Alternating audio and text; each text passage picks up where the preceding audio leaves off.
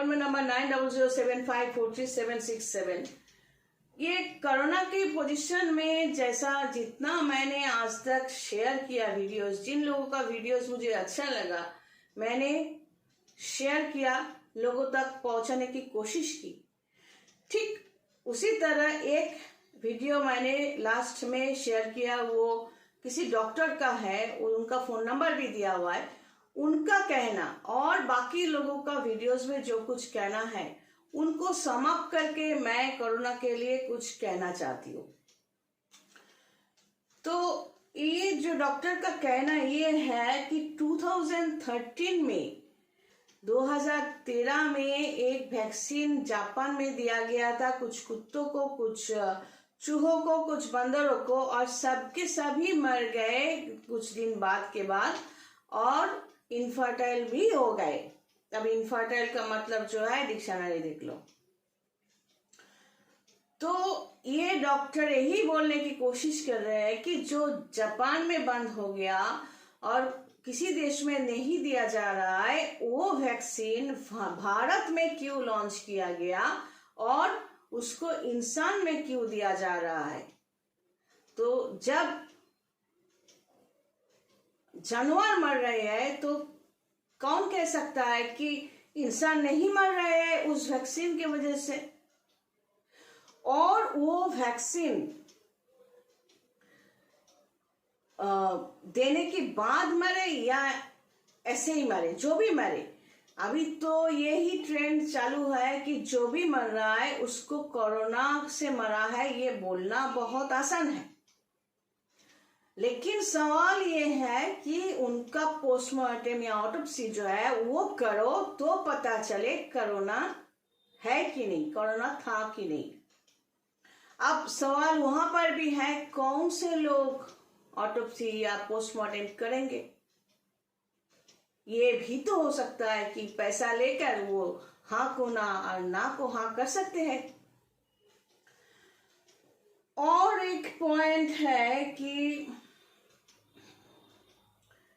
ये जो चल रहा है आजकल, ये जो नौटंकी बोलो या स्कैम बोलो, जो भी बोलो, तो इसमें सरकार कितना इन्वॉल्व है कोई तो जानबूझकर बोल नहीं सकता, लेकिन कुछ लोग तो इसमें इन्वॉल्व है, जो लोग बाकी इंसान को मारने पर तुले हुए हैं।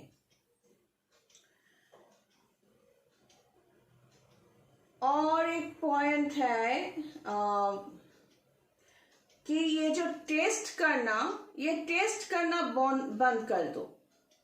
पॉजिटिव है तो क्या हुआ, जो डॉक्टर खुद बोल रहे हैं तो पॉजिटिव, तो वायरस तो हर, जैसे कि मैंने भी पोस्ट किया था कि हमारे स्किन में, हमारे शरीर में कई बैक्टीरिया वायरस है जो लेकर हम चलते रहते हैं, जिंदा है। तो ये वायरस होने से क्या प्रॉब्लम है, अगर है तो है, रहने दो। और ये जो सैनिटाइज की बात बोल रहे हैं, सैनिटाइजर को दिखा रहे हैं, आप देखो तो इस सैनिटाइजर को बार बार हाथ में इस तरह करने से ये अल्कोहल का एक नशा बन जाता है और इससे कैंसर भी हो सकता है। और वाइटल पॉइंट जो सुनो तो मैं आभारी रहूंगी, वो ये है कि ये मेरा भी सवाल है और मैंने भी सोचा है कि ये जो मास्क नाक के ऊपर इस तरह पहनने के लिए बोल रहे हैं, क्या डॉक्टर्स को मालूम नहीं, क्या जो एजुकेटेड पीपल हैं उनको मालूम नहीं कि इस तरह नाक के ऊपर से इस तरह मास्क कंटिन्यूअस पहनकर कोई रखे और उसके अंदर कोई बीमारी है, जैसे कि शुगर, प्रेशर एक्सेट्रा, कुछ भी हो, नॉर्मली अगर पेट साफ नहीं है तो भी वो पहनकर निकला है, तो अचानक उसके शरीर में घोटाला होना ये तो स्वाभाविक है, नेचुरल है।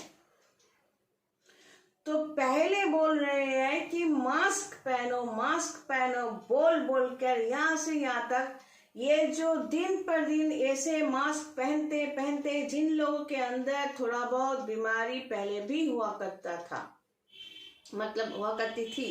तो बीमारी जो भी वो कैरी कर रहे थे, तो वो बीमारी अचानक रूप से बहुत बढ़ रहा है। ये बार बार मास्क पहनने से क्या हो रहा है, शरीर में ऑक्सीजन की कमी महसूस कर रहे हैं। तो वही लोग नॉर्मली देखा जाए कि अचानक ऑक्सीजन के लिए बेकाबू हो रहे हैं, बहुत परेशान हो रहे हैं, बहुत ही तकलीफ फेस कर रहे हैं और भाग रहे हैं हॉस्पिटल, नर्सिंग होम में। और पॉलिटिशियंस कह रहे हैं कि ऑक्सीजन सिलेंडर नहीं है, ये नहीं है, वो नहीं है। तो ये सब इकट्ठा करके मैं सब जो शेयर किया उनमें से लेकर मैं बोल रही हूँ ये पॉइंट्स। तो ये सीधी सी बात है, पॉलिटिशियंस लोग जो होते हैं तो हमेशा इसने ये किया इसलिए मैं ये कर नहीं सका, उसने वो किया इसलिए मैं ये कर नहीं सका।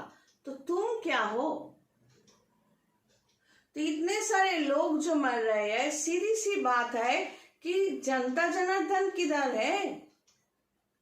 आप अगर जनता हो तो ये देखो, सुनो और मेरे पॉइंट्स को भी सुनो कि अगर ये सीधी सी बात है कि हम लोग शरीर को अच्छा रखने के लिए क्या करते हैं। पहले डॉक्टर्स क्या कहते थे, अच्छे अच्छे लोग क्या कहते थे कि सुबह उठकर खाली जगह में जाओ, थोड़ा एक्सरसाइज करो, भरपूर सांस लो और हंसो, इसमें शरीर अच्छा होता है।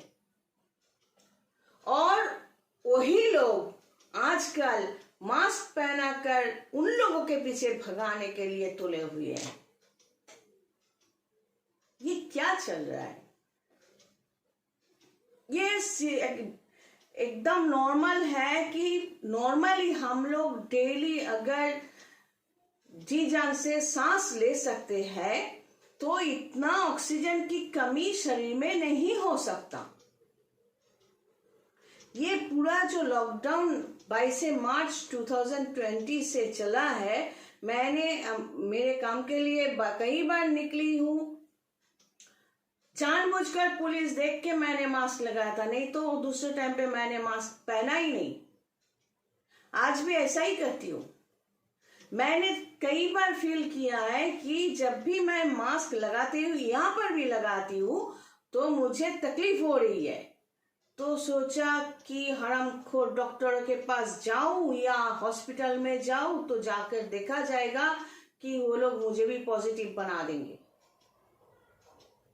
और चालाकी और भी शुरू हुई है। जो लोग बच रहे हैं, जैसे कि टोटका नुस्खा जो बोलते हैं, हल्दी, जो वो हम बाद में बताएंगे कि क्या क्या खाने से शरीर को हम साफ रख सकते हैं, अपने शरीर को ठीक रख सकते हैं। तो वो ये है कि आज का नया और एक शुरू हुआ है कि बोलना कि कुछ लोग ऐसे भी घूम रहे हैं, उनके शरीर में कोविड है, उनको पता भी नहीं, तो उनको भगाओ, फिर लाइन पे खड़ा करो, लाइन पे हम लोग खड़े हो जाएंगे, देखो तो मेरे पास कोविड है कि नहीं। हाँ हाँ, तुम्हारे पास कोविड है, जाओ वैक्सीन लो, टेंशन दे दिया, अब हम भागेंगे वैक्सीन के लिए, वैक्सीन दो, वैक्सीन दो। कौन सा वैक्सीन? वो जापान में जो वैक्सीन दिया हुआ था जिसमें सब बंदर चूहा मर गए थे, वही वैक्सीन। तो वैक्सीन लेने के बाद लोग क्यों मरे? और सवाल ये भी है कि जो बीच में पड़ा था, पुलिस में रहकर शहीद हो गए कोरोना युद्ध में। अच्छा, तो पुलिस तो हमेशा मास्क पहनकर ही काम करते थे ना। कुछ डॉक्टर्स नर्स को कोरोना हो गए 24 आवर्स ड्यूटी देते देते, क्यों? वो लोग मास्क पहनते थे ना। तो मतलब साबित यही हो रहे हैं कि मास्क पहनने से कोरोना को रोका नहीं जा सकता। कोरोना है किधर? 2020 में 22 मार्च से लॉकडाउन हुआ, मतलब 22 मार्च से ही कोरोना का एग्जिस्टेंस पता चला? नहीं ना।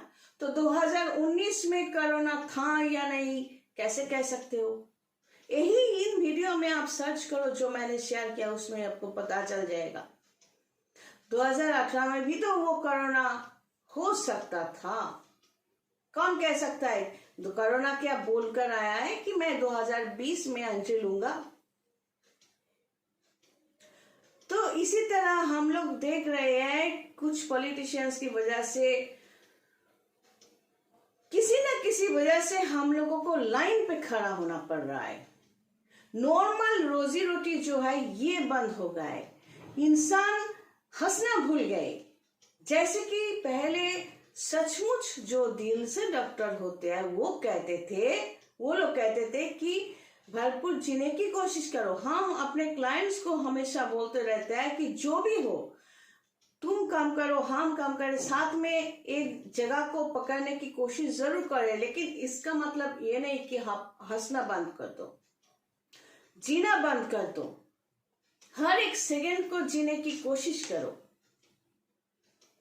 सुबह उठकर ये जो ताजे ताजे हवा में जाना, सांस लेना, तो ये सब कहाँ? ये सब बंद करके इंसानों को कमरे में ढकेल रहे हैं। जो लोग झोपड़ी में रह रहे हैं उनका क्या तकलीफ सोच सकते हो? ये लॉकडाउन के वजह से कितना तकलीफ उठाए होंगे वो लोग। उनका तो मकान नहीं है कि खिड़की है। एक झोपड़ी में कहाँ खिड़की? तो ये क्या चल रहा है? इस कोरोना को लेकर ये जो मास्क पहनकर, क्या जनता इतना बेवकूफ हो गए कि उन लोगों का दिमाग काम नहीं कर रहा है? अगर सोचो कि मेरे पास बहुत सारे दुश्मन हैं, सोचो खून के रिश्तों में दुश्मनी कई लोगों की होती है, मेरा भी है, मैं भी उससे बाहर नहीं। श्री कृष्ण का भी था, उनका खून के रिश्ते भी दुश्मन थे। तो हर किसी के खून के रिश्ते में दुश्मनी होते हैं। तो फिर मेरे घर में भी बुढ़ा इंसान है, उसको वो जैसे कि एबनॉर्मल की तरह बिहेव कर रहे हैं। इस सीनियर सिटीजन को लेकर भी मैं 2 लाइन कहना चाहूंगी कि इस सीनियर सिटीजन जो होते हैं ये लोग अपने औलाद के ऊपर खुद का जो मनमानी फैलाने की कोशिश करते हैं। 1-2 औलाद हो तो एक औलाद से वो बेनिफिट लेते हैं और दूसरे औलाद को पैम्पर करते हैं। जब प्रॉपर्टी भाग करने की नौबत आती है, बदमाशी करके एक से तो बेनिफिट लेते रहते हैं मरते दम तक, और प्रॉपर्टी डिवाइड करने के टाइम पर इक्वल करेंगे बोलकर मुर्गा बना देते हैं। तंग आकर कोई घर में लोग अगर इसको वृद्धाश्रम छोड़वाए तो लोग समाज निंदा करते हैं, और वृद्धाश्रम में जा